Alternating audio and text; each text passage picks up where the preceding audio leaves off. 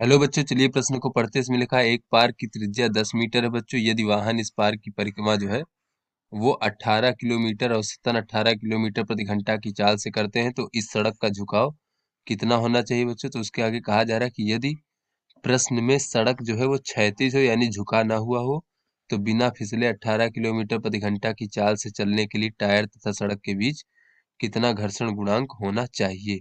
तो चलिए बच्चों, इस प्रश्न की मूल अवधारणा को हम देख लेते हैं बच्चों। तो बच्चों, सड़क और अगर टायर के बीच में कोई घर्षण गुणांक नहीं यानी कोई घर्षण बल नहीं लगता है तो बच्चों इस प्रकार से वृत्ताकार पथ पर चलने के लिए बच्चों सड़क को हमें कुछ कोण पर बच्चों झुकाना होगा इस प्रकार से। तो मान लीजिए क्षैतिज से थीटा कोण पर जब झुकाया जाता है बच्चों तो ये जो है बच्चों इस पर जो बच्चों सड़क द्वारा अभिलंब बल इस प्रकार से लगता है बच्चों एन, जो कि ऊर्ध्वाधर से थीटा कोण पर झुका रहता है इस प्रकार से।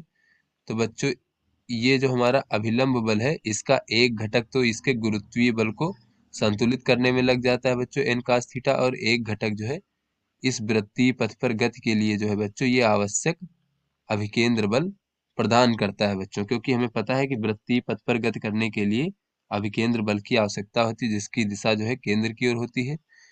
किंतु बच्चों अगर ये हमारा सड़क झुका हुआ ना हो यानी कि क्षैतिज सड़क हो बच्चों तो इस प्रकार से वृत्ताकार पथ पर गति के लिए जो हमारी वाहन है इसको आवश्यक जो अभिकेंद्र बल है बच्चों इस प्रकार से ये आवश्यक अभिकेंद्र बल हमें ये घर्षण बल द्वारा बच्चों प्राप्त होता है।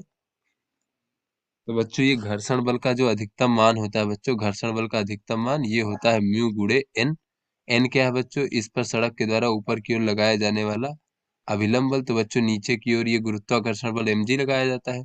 तो ये बच्चों एन का मान mg के बराबर होगा, तो इसलिए बच्चों ये हमारा घर्षण बल म्यू mg लगता है, जो कि बच्चों हमारा जो है ये अभिकेंद्र बल प्रदान करता है बच्चों। तो अभिकेंद्र बल का मान होता है mv का वर्ग भागे r बच्चों, जहाँ r जो है पथ की त्रिज्या है। तो बच्चों ये हो जाएगा हमारा म्यू mg के, तो बच्चों m से m कट जाएगा और यहाँ से अगर हम म्यू का मान देखें बच्चों तो v का वर्ग भागे rg होता है, अर्थात ये बच्चों हमारा आवश्यक जो घर्षण गुणांक है टायर और सड़क के बीच में उसका मान ये है बच्चों। चलिए अपने प्रश्न को हल करते हैं। तो यहाँ पर बच्चों पूछा जा रहा है कि बच्चों यदि सड़क क्षैतिज है तो बिना फिसले 18 किलोमीटर प्रति घंटा की चाल से चलने के लिए टायर तथा सड़क के बीच में कितना घर्षण गुणांक होना चाहिए बच्चों, ये हमसे पूछा जा रहा है।